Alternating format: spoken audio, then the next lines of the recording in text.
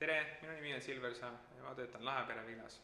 Mul on au sisse juhatada filmi Tasakaalu retsept, kuna samastusin selle filmi sisuga üsna palju. Üsna emotsionaalseks ajas see kogu protsess, mis seal filmis näidati, sest olen ise ka selle läbi teinud. Kogu selle kinnipanemise ja uuesti avamise, meeskonna motiveerimise, oma uue hääle leidmise. Et tore oli näha ka seda, et keegi teine on olnud samas olukorras, mis mina. Et tollel hetkel, tolles kriisis olles, tekib paratamatult tunne, et sa oled üksi, et pole inimesi ümber, kes jagaks sinuga seda koormust nii palju ja sinu töötajad võib-olla ei saa ka sellest aru, millise pinge all sina ise oled. Et ka meie siis, kui ma Ore restorani veel juhtisin, võtsime siis seda kui uut võimalust, kui see piirangud läksid maha. Loomulikult oli see enne ka suur šokk, kui need piirangud peale pidime kinni panema. Aga tulime sisse puhta häälega, tegime samamoodi suur puhastus, nagu seal filmis näha, vaatasime kõik oma stokid üle, mis meil oli, et saaks ära kasutada ja mõtlesime, siis pööritasime ideid uue menüü osas, mis siis võiks olla põnev, mida inimesed tahaksid süüa nüüd, eriti pärast seda kriisi ja kinniolekut. Et see protsess oli iseenesest põnev, sest et tegelikult see tõi mind ja minu töötajaid nagu lähemale. Võib-olla oli ennem minu juhtimine ainult, aga see kriis nagu selles mõttes tööpere tõi nagu rohkem kokku. Et uues menüüs oli nagu ka rohkem töötajate hääli sisse arvestatud. Et see protsess tagantjärgi mõeldes mulle nagu väga meeldis. Ja meie avamine läks selles mõttes ka nagu hästi, kuniks tulid uued piirangud ja läksime uuesti kinni. Et selles filmis küll seda teist etappi ma ei näinud, aga meie puhul see teine etapp lõppes lihtsalt lõpuga, et Ore sai läbi. Aga ma arvan, et selles restoranis nagu uued tuuled ja uued suunad said alles kanda kinnitatud ja nad said endast teha 2.0 versiooni. Et ma usun, et nad on siiamaani väga edukad.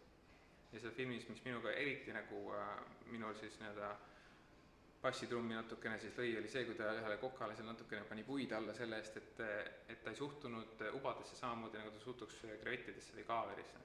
Ja ta sai selle eest piki pead. Ta ütles, et kui sa nagu hakkad suhtuma krevettidesse suurema austusega kui ubadesse, siis on mäng läbi. Et see kirg nagu lõi minuga nagu seda nagu sellist kella, et mõtlesin, et õige, et annab talle täiega vaata. Et see mulle nagu väga meeldis. Aga üldprotsessis oli nagu tegemist nagu üliausa perega, ülikihvti nagu koostööga. Nad tahtsid head ja nad minu arust tegid kõik need protsessid nagu õigesti ka. Tagantjärgi loomulikult me targemad vaatame, kas me reageerisime mingite protokollidega üle, et hoiame hullu vahet, et ei tohi käsi isegi pigistada teisele inimesele ja nii edasi. Et nüüd need asjad on natukene loomulikult leebemaks läinud, aga nüüd on vaktsiinid ka. Aga huvitav oli näha seda, et mis hirmus me too hetk olime. Mis teadmatus siis oli, et mänguväljakud kõik kinni ja edasi võrreldes nüüd see kriisi aega. Et seal tekib see kihvt kontrast selles mõttes. Et see oli nagu see, mille peale ise kogu aeg mõtle, kui seda filmist näed, siis nagu see on üsna šokeeriv isegi, et kui ekstreemne need esimesed piirangud olid või need inimesed aru saamad sellest.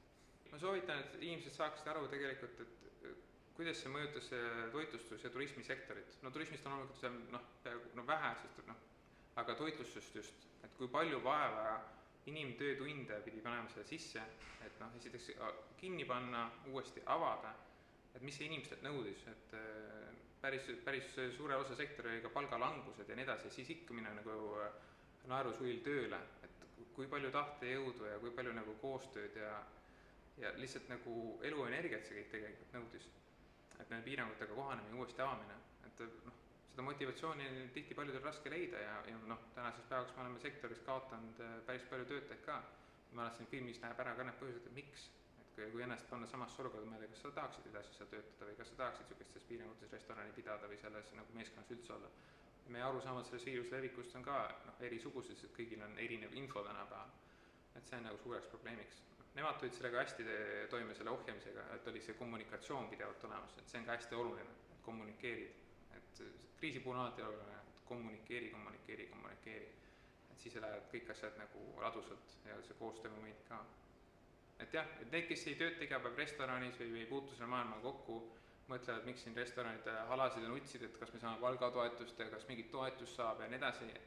Minge vaadake see film ära ja siis mõelge, kas need kommentaarid on nagu tegelikult ikka nagu ausad.